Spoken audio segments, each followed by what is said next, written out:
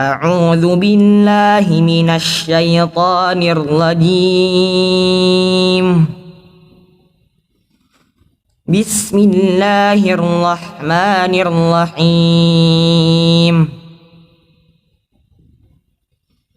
أولا يعلمون أن الله يعلم ما يسرون وما يعلنون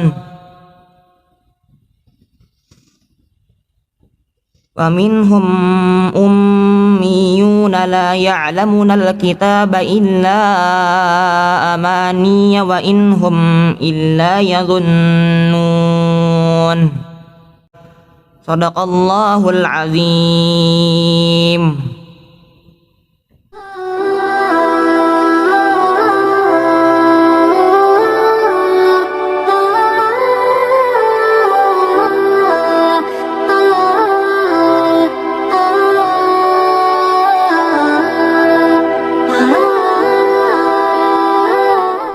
Assalamualaikum warahmatullahi wabarakatuh. Alhamdulillahi wa kafa, wassalatu wassalamu ala rasulihil mustafa wa ala alihi wa sahbihi wa man ihtada, amma ba'du. Berjumpa lagi dengan Ibu dalam program Kisah Teladan di bulan Ramadan. Kalau 2 episode sebelumnya Ibu menceritakan kisah Panglima Muslim, seorang laki-laki yang menaklukkan Yerusalem dan Konstantinopel. Pada episode kali ini, Ibu akan menceritakan kisah wanita muslimah yang juga berpengaruh pada peradaban dunia. Mungkin belum banyak yang tahu tentang sosok Fatimah Al-Fihri. Dalam sejarah Islam, beliau salah satu perempuan hebat yang pertama kali mendirikan perguruan tinggi. Fatimah Al-Fihri merupakan putri dari Muhammad bin Abdullah Al-Fihri, seorang saudagar kaya raya yang hidup dan menetap bersama keluarganya pada masa pemerintahan Raja Idris II. Meskipun hidup dari keluarga yang kaya raya, mereka memiliki kepedulian dan kepekaan pada sesama, serta jiwa sosial yang tinggi. Bahkan keluarga Al-Fihri sering menyambung silaturahmi dengan semua kalangan dan gemar memberi. Fatimah tumbuh dan berkembang dalam lingkungan yang mencintai ilmu pengetahuan, baik ilmu agama, umum, sains, arsitektur, dan bangunan. Keluarga Fatimah menjadi pengusaha muslim yang sukses dengan harta kekayaan yang melimpah. Namun, dalam waktu yang tidak terlalu lama, Fatimah ketika muda ditinggal oleh ayah dan suaminya tercinta. Dengan warisan kekayaan yang melimpah dari ayahnya, beliau membangun masjid di kota Fes, Maroko. Tahun 859 Masehi, saat pembangunan masjid dimulai, Fatimah berkomitmen untuk berpuasa setiap harinya hingga bangunan berdiri dengan tegak.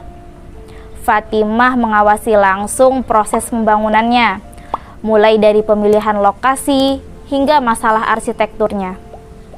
2 tahun kemudian, pada tahun 861 Masehi, Masjid Megah Al-Qawariyin berdiri tegak dan mulai beroperasi. Di masjid ini dilaksanakan sistem pendidikan formal setingkat universitas dan dilengkapi dengan perpustakaan.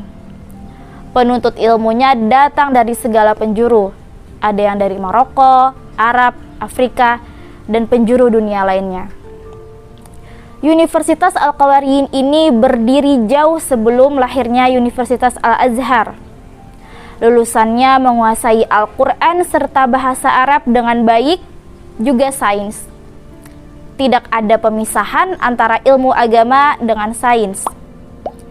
Karena banyaknya sumbangan dari keluarga kerajaan dan pejabat, Universitas Al-Qawariyin menggratiskan biaya pendidikan dan mendapatkan fasilitas lainnya. Ada banyak tokoh ternama yang pernah menuntut ilmu di Universitas Al-Qawariyin, baik dari kalangan umat Muslim, Yahudi, dan juga Kristen. Al-Qawariyin menjadi bukti bahwa Islam dan masjid sesungguhnya tidak pernah lepas dari pendidikan. Al-Qawariyin ini juga menjadi kiblat dunia pendidikan modern, mulai dari kurikulumnya, sistem pengajaran, sampai urusan simbol akademik. Bahkan, toga ala Fatimah Al-Fihri ini masih dipakai oleh kampus-kampus di penjuru dunia. Toga berbentuk segi empat itu merupakan simbol yang terinspirasi dari bentuk Ka'bah di Mekah. Fatimah Al-Fihri wafat pada usia 80 tahun pada tahun 880 Masehi. Namanya ditulis dengan tinta emas oleh sejarah. Fatimah Al-Fihri, sosok muslimah dengan visi yang besar dan teguh dengan prinsip yang dipegangnya. Fatimah Al-Fihri, wanita muslim yang membaktikan dirinya bagi umat dan peradaban Islam. Sahabat MDIM TV dan Ananda Sholih Sholihah, apa yang dilakukan oleh Fatimah Al-Fihri adalah bukti bahwa muslimah juga turut andil menjadi agen perubahan peradaban. Meskipun banyak yang tak mengetahui sosok Fatimah Al-Fihri, namun beliau merupakan simbol seorang muslimah yang peduli pada pendidikan. Semoga kisah yang Ibu ceritakan hari ini menginspirasi dan bermanfaat bagi kita semua, bahwa tidak hanya laki-laki yang bisa berpengaruh pada peradaban Islam, namun perempuan juga bisa. Mungkin itu saja yang dapat Ibu sampaikan. Wallahu a'lam bishawab.